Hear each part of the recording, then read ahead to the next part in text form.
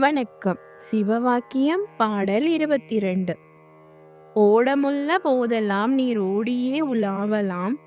ஓடமில்ல போதெல்லாம் உறுதி பண்ணி கொள்ளலாம். ஓடமும் உடைந்து போதங்கு ஒப்பில்லா விழியிலே. ஆடுமில்லை கோளுமில்லை ஆறுமில்லை ஆனதே. அதாவது, உயிருடன் நன்றாக இருக்கும் வரை நீங்கள் எங்கு வேண்டுமானாலும் சுறுசுறுப்பாக ஓடி ஆடி மகிழலாம். உடல் இயங்கும் இந்த வாய்ப்புள்ள காலத்திலேயே ஆன்மீகத்தையும் இறை அருளையும் உறுதியாக அடைந்து கொள்ளலாம்.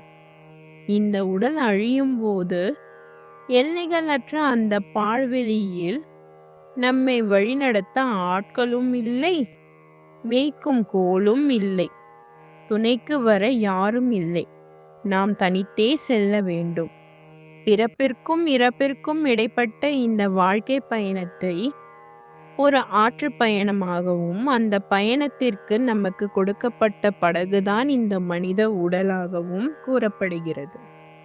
இந்த உடம்பாகிய படகு பழுதடையாமல் உயிருடன் இருக்கும் வரைதான் நாம் நினைத்த இடத்திற்கு ஓடி ஆட முடியும். அதைவிட முக்கியமாக, இந்த உடல் ஆரோக்கியமாக இருக்கும் போதே நாம் செய்ய வேண்டிய ஆன்மீக கடமைகளையும் நற்செயல்களையும் செய்து பிறவி பெருங்கடலை கடப்பதற்கான வழியை உறுதிப்படுத்தி கொள்ள வேண்டும். ஆனால் நாம் என்ன செய்கிறோம்? வயதான காலத்தில் பார்த்து கொள்ளலாம், பிற்பாடு இறைவனை தொழலாம் என்று தள்ளி போடுகிறோம்.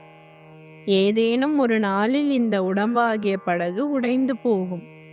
அப்படி உயிர் பிரிந்து செல்லும் அந்த எல்லையற்ற வழியில் நாம் சேர்த்து வைத்த செல்வமோ, ஆடு மாடுகளோ, நம் அதிகார கோலோ, ஏன் நம்மை சுற்றி நிற்கும் சொந்த பந்தங்களோ யாரும் துணைக்கு வரப்போவதில்லை. அங்கு நாம் செய்த நல்வினைகளும் இறைவன் நாமமும் தவிர வேறு எதுவும் துணை நிற்காது. சுவாசிக்கும் மூச்சும் இயங்கும் உடலும் நம்மோடு இருக்கும் இந்த நொடியே மிக சிறந்தது. நாளை செய்வோம் என்று தள்ளி போடாமல் உடலாகிய ஓடம் நன்றாக இருக்கும் போதே இறை சிந்தனையையும் நற்செயல்களையும் நம் வாழ்வில் உறுதிப்படுத்திக் கொள்வோம் என்பதே இப்பாடல் உணர்த்தும் பொருள். நன்றி.